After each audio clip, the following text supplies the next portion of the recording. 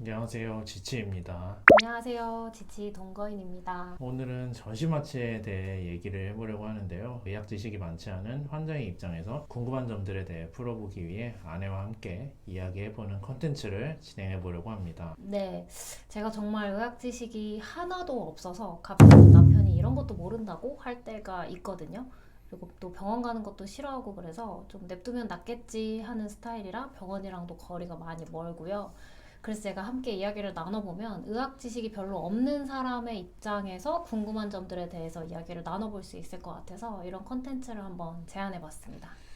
그래서 오늘은 전신마취 수술을 받으러 병원에 입원하면 어떤 일이 벌어지는지 입원 첫날부터 수술 후 회복까지 이야기를 해보도록 하겠습니다.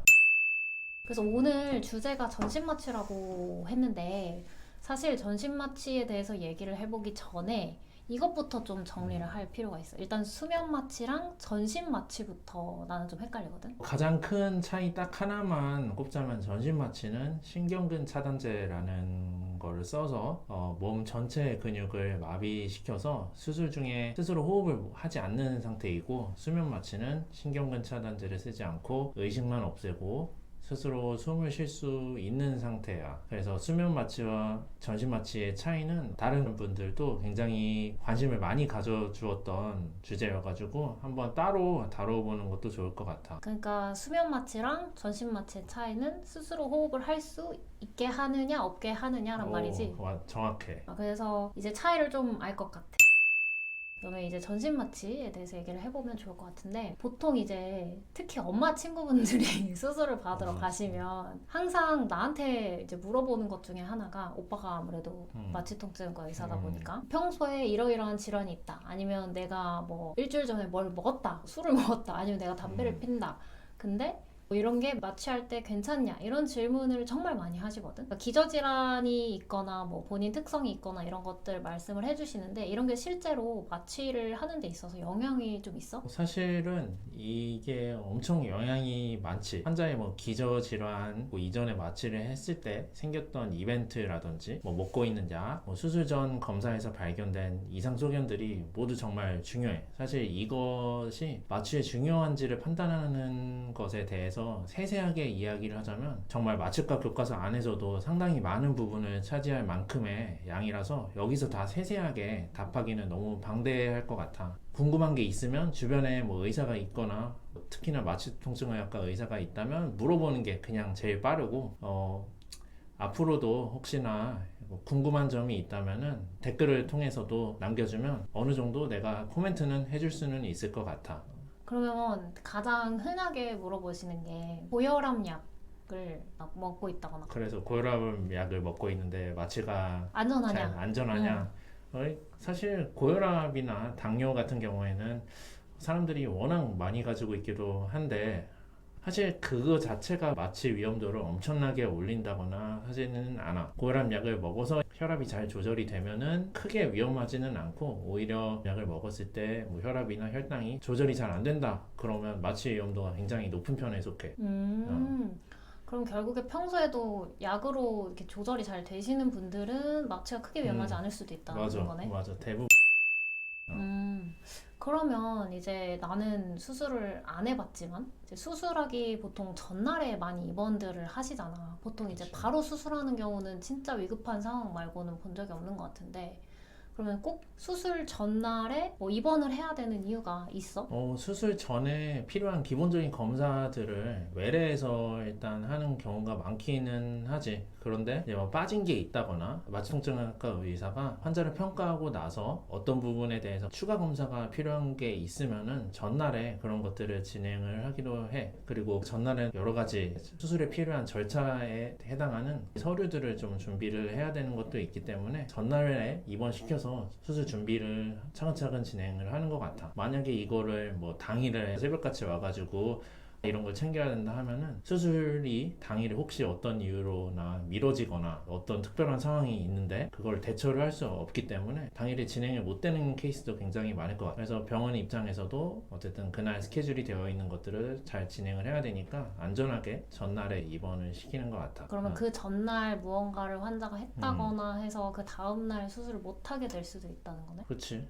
만약에 전날에 입원해도 만약에 갑자기 마취과 의사가 심장 초음파를 해야 된다거나 하면은 사실 못하게 되는 경우도 있어. 왜냐면 이 심장 초음파 같은 경우에는 검사실에 따라서 예약이 다 꽉 차 있다든지 그런 경우들이 있기 때문에 운이 없어 예정된 스케줄대로 진행을 못할 수도 있어.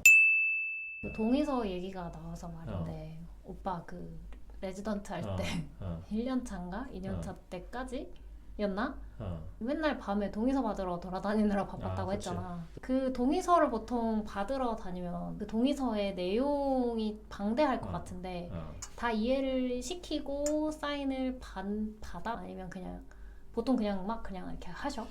사실은 그 기본적인 내용들은 다 얘기를 하긴 하지. 그러니까 가장 중요한 것만 딱 짚어서 동의서에 동그라미 치고 하면서 일단은 설명을 했다는 거를 남겨야 되기 때문에 빨리빨리 진짜 중요한 거 위주로만 다 언급을 하긴 해. 그리고 무엇보다도 중요한 거는 대부분 환자의 기저질환에 맞춰가지고 또 특별히 더 환자들한테 뭔가 위험성을 알려주거나 중환자실에 갈 위험성이 높다거나 하는 것들은 진짜 더 철저하게 설명을 하는 것 같아. 그러면 그런 위험성이 있다고 고지를 했을 때 안 할래요 하는 환자도 있어? 사실은 거의 없긴 하지. 정말 이제 위험성이 높은 환자들한테는 사망 위험성이 있다고까지 말을 하기는 해. 근데 이제 대부분은 환자분들도 집도의 그 선생님에게 굉장히 위험한 수술이고 이런 거를 미리 알고 있는 경우가 많아서 마취과 의사가 설명하는 것 때문에 수술을 갑자기 안 하겠다더니 하는 경우는 한 번도 못 봤어. 그러면 애초에 수술 자체가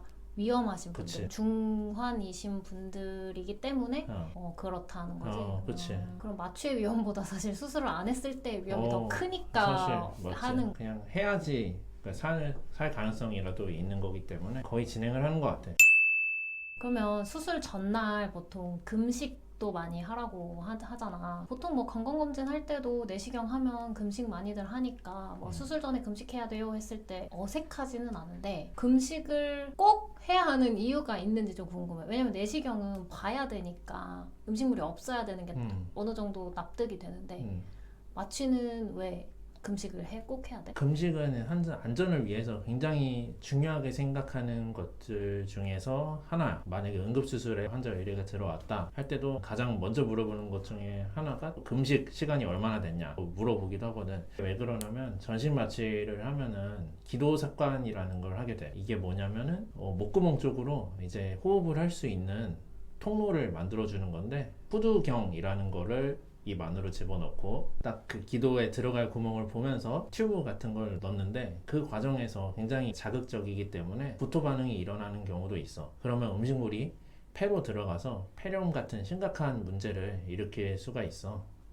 전신 마취의 시작이라고도 할 수 있는 그 기도삭관이라는 절차를 진행을 하기 위해서 금식이 굉장히 중요해. 요게 안 되면 전신 마취를 거의 할 수가 없거든. 그래서 금식이 굉장히 중요하지. 나 드라마에서 많이 봤는데 의학 드라마 보면 낫같이 생긴 걸로 맞아. 여기 이렇게 맞아. 위에 걸고 하는 그게 맞아. 기도삭관이지. 맞아. 의식이 없는 환자의 경우에도 응급실에 들어왔다고 음. 치면 의식이 없어도 구토 반응은 일어나? 의식이 없어도 당연히 일어날 수가 있어. 왜 그러냐면은 일단 전신 마취를 할 때 재우는 약을 먼저 주지.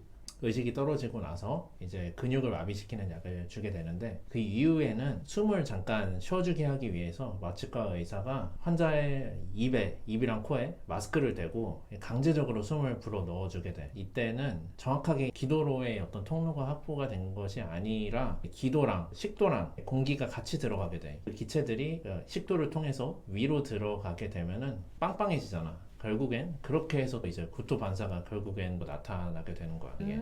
구토가 단순히 역해서 목젖을 건드려서 일어나는 게 아니구나. 그러면 다시 금식 얘기로 돌아와서 금식할 때 물은 먹어도 되지? 아마 대학병원에서는 물도 전날 12시부터는 아예 먹지 말라고 안내를 하는 경우가 많아. 근데 교과서적으로는 물은 2시간 정도만 끊으면 된다고 나와 있긴 하거든. 그래서 아침 일찍 환자가 복용해야 되는 약이나 그런 거는 그냥 소량의 물과 함께 먹으라고 하기도 해. 그러면 액체 중에 물도 조심해야 되면 다른 건 안 되겠네. 뭐 우유, 두유 뭐 이런 거? 우유가 들어간 음료라든지 가벼운 식사 같은 경우에는 6시간은 금식을 해야 영향을 미치지 않는다고 알려져 있어.